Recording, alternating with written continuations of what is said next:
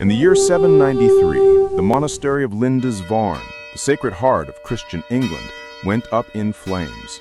The Vikings came like demons from the sea, tearing holy books, cutting down monks, and leaving the altar in ashes.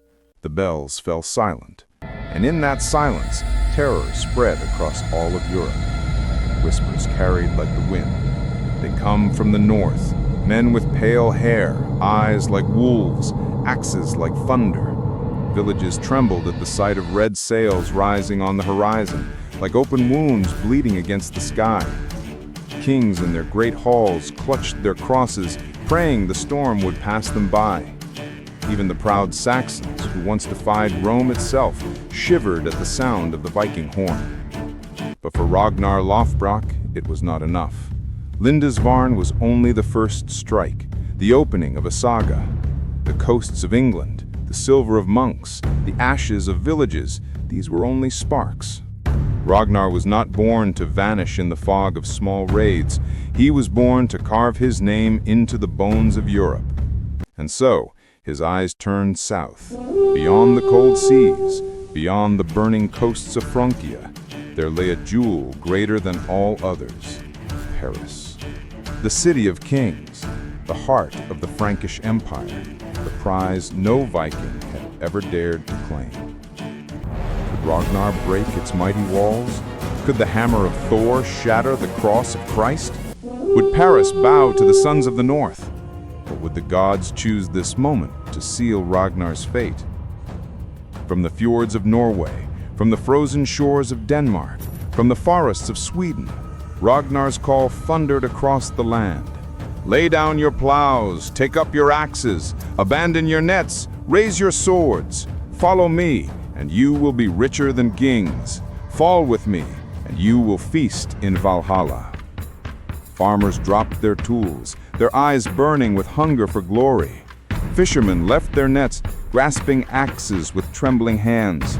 Old warriors brushed the frost from their beards and tightened their belts. Young men who had never tasted blood felt the call of Odin in their bones.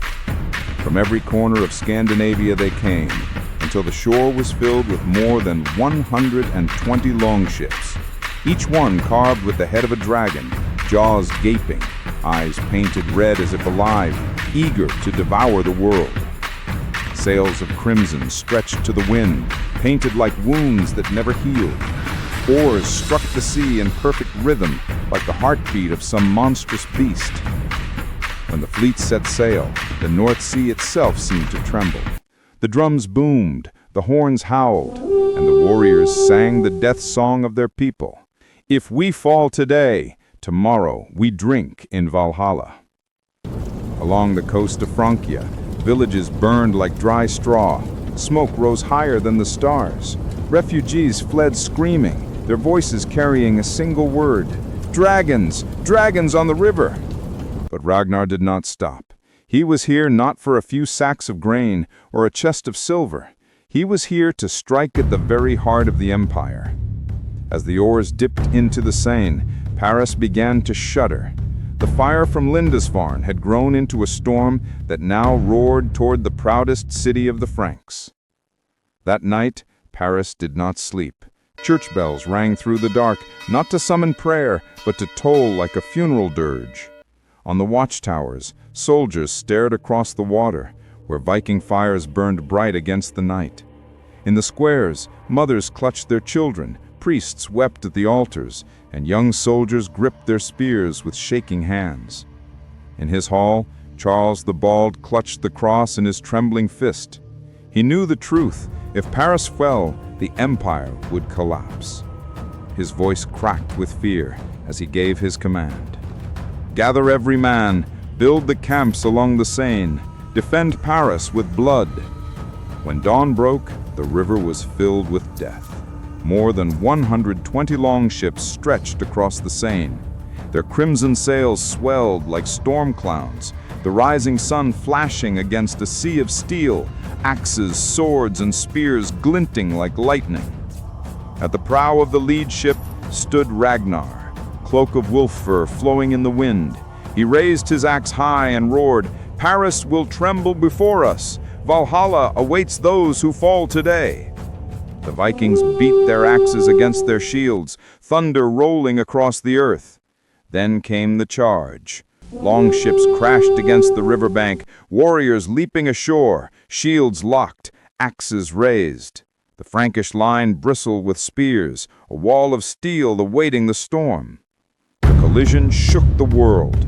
Wood shattered, steel rang, blood sprayed into the air. Viking axes smashed through shields, splintering wood and bone alike. Frankish spears drove into flesh, driving warriors to their knees. The battlefield became a storm of iron and screams. Then came the roar of horns from inside the gates. The ground trembled. The gates opened wide, and the cavalry of the Franks thundered forth. Horses clad in iron, lances lowered like a forest of steel. The earth shook beneath their charge. The banners of the cross snapped in the wind. The Vikings braced, but the impact was like a thunderbolt. Lances punched through shields, throwing men into the air. Horses trampled the wounded underfoot, bones snapping like dry twigs. The screams of men and beasts mingled into a single terrible howl. But Ragnar charged into the chaos. His axe crashed down, splitting helm and skull. He leapt onto a riderless horse, seized the reins, and swung his sword in a wide arc, cutting down knights left and right. His fury reignited his warriors. The shield wall reformed, and the Franks began to falter. Hour after hour, the banks of the Seine ran red. Bodies piled before the gates, the stench of death drifting into the very heart of the cathedral. The bells of Paris tolled on, not for prayer, but as the death song of a city under siege.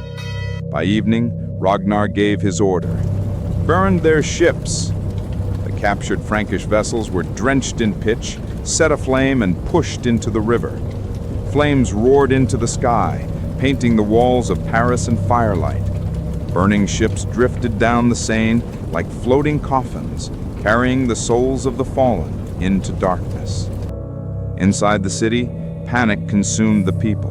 Mothers wept, children screamed, priests clung to their icons, their prayers drowned out by the crackle of fire and the clash of steel. On the walls, soldiers gazed down at the mountain of corpses and knew despair. King Charles the Bald bowed his head. If the battle continued, Paris would be ashes by dawn. He gave his final command: send the silver. That night, envoys crossed the river, carrying chests heavy with treasure. 7,000 pounds of silver, the price of Paris. They knelt before Ragnar, placing the ransom at his feet. Ragnar leaned back, his blue eyes glowing in the firelight. Then he laughed. The sound rolled like thunder across the Viking camp. "I will not burn Paris," he declared. "I will leave it breathing, so it will never forget the name Ragnar Lothbrok." The Franks whispered in shame. He came like a storm. He left like a gale, and he left us with disgrace eternal. The Vikings sang in triumph, "Ragnar, who made Paris bow." Ragnar returned as a living god, but in his eyes lingered a shadow. For the gods are cruel. When a warrior climbs to the height of glory, Valhalla soon calls him home. His fate was already written, a pit of serpents and death and agony. But the saga did not end with him. Among his warriors stood a giant, Rollo, silent, burning with ambition. In time, he would abandon the axe for a crown, take a Frankish princess as his bride, and rule over Normandy. From his bloodline would rise conquerors who would one day take England itself. Paris was only one chapter, a chapter written in blood and fire. A chapter that opened the path to Ragnar's death and to the vengeance of the great heathen army. So remember this night, when Paris trembled before the north, for the saga is not finished. The storm is only beginning.